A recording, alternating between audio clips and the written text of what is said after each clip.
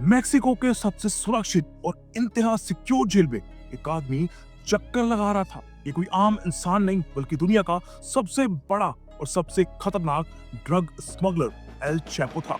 उसके सेल में कुछ खास सीसीटीवी कैमरास लगाए गए थे जिनके जरिए हर वक्त उस पर नजर रखी जाती थी। सेल में ना कोई रोशनदान था और ना ही कोई खिड़की थी, बस एक कोने में एक शावर एरिया बना हुआ था। आज भी एक अजीब बात यह थी कि इतनी टाइट सिक्योरिटी के बावजूद एल चैपो अकेला वॉक कर रहा था और उसके बाद कुछ देर तक उसका पता नहीं चला। जब सिक्योरिटी स्टाफ को शंका हुई तब उन्होंने सेल का चेक किया, लेकिन तब तक एल चैपो भाग चुका था। कैसे, कहां से, ये किस तरह का भगोड़ा था जो दुनिया के सबसे खतरनाक ड्रग लॉर्ड के नाम से जाना जाता है। आज हम एल चैपो की लाइफ और उसके एस्केप प्लान के बारे में जानेंगे। तो चलिए शुरू करते हैं एक बेहतरीन कहानी जो हर किसी को हैरान कर देगी। एल चैपो, जिसका असली नाम जोक्विन गुज़मैन है, का जन्म 1957 में मेक्सिको के एक छोटे से टाउन ला टूना में हुआ। उसका बचपन भी कुछ खास नहीं था। उसका पिता भी एक छोटा ड्रग डीलर था और उसकी खुद की लाइफ का सफर जिंदगी के बहुत मुश्किल दौरों से गुजरा। 15 साल की उम्र तक एल चैपो के पास अपनी जिंदगी चलाने के लिए कोई काम नहीं था। फिर उसने अपनी पुरानी फैमिली ट्रेडिशन को फॉलो करते हुए ड्रग बिजनेस में अपना हाथ डाला। इससे उसकी जिंदगी ने एक नया मोड़ लिया। जब एल चैपो ने अपने ड्रग बिजनेस की शुरुआत की तो उसने मैरिजुआना उगाना शुरू कर दिया। उसने अपने लिए एक आइसोलेटेड एरिया चुना और वहां मैरिजुआना उगाने लगा।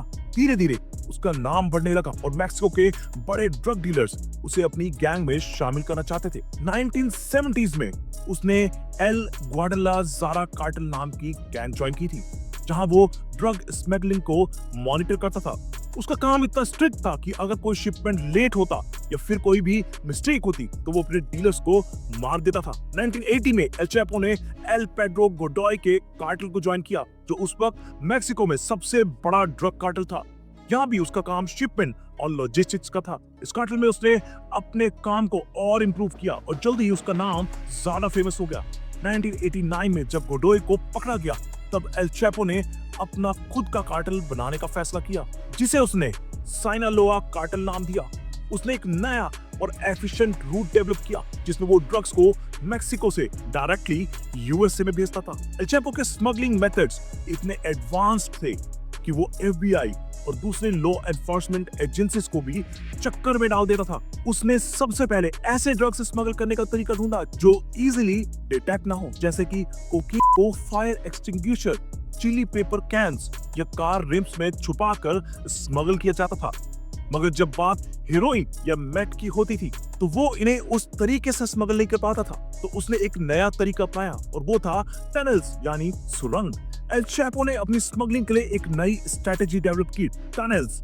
ये टनल्स बहुत गहरी और सोफिस्टिकेटेड थी और इनमें पूरी इलेक्ट्रिसिटी और वेंटिलेशन सिस्टम होती थी। इस तरह से वो अपने ड्रग्स को यूएस तक आसानी से भेज पाता था।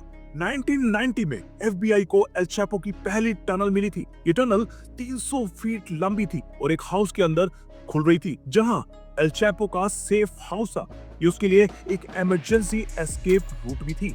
जब लॉ एनफोर्समेंट एजेंसीज को इस बात का पता चला तो वो और ज्यादा फोकस्ड हो गई। पर एल चैपो की स्मार्टनेस का कोई मुकाबला नहीं था।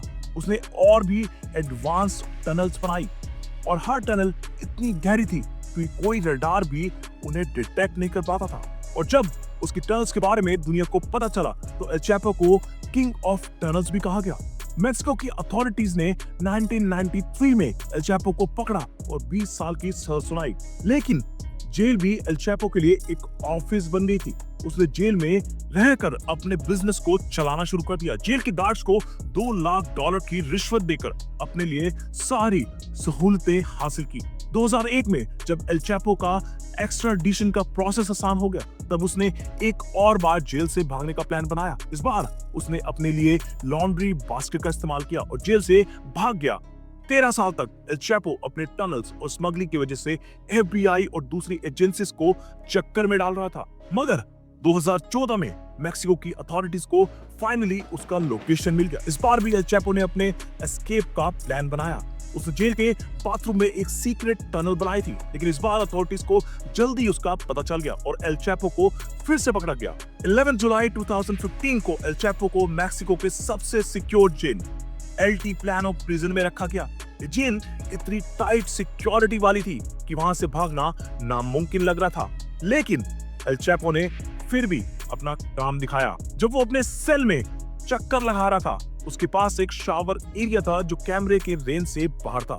उसने शावर एरिया के गटर को तोड़कर एक टनल बनाई जो 1 किलोमीटर दूर एक कंस्ट्रक्शन साइट तक पहुंचती थी। ये टनल जमीन के नीचे 33 फीट तक थी और इससे वो आसानी से भाग गया। पर जैसे ही अथॉरिटीज को पता चला, उन्होंने एल चैपो का पीछा किया और 8 जनवरी 2016 को उसे फिर से पकड़ लिया।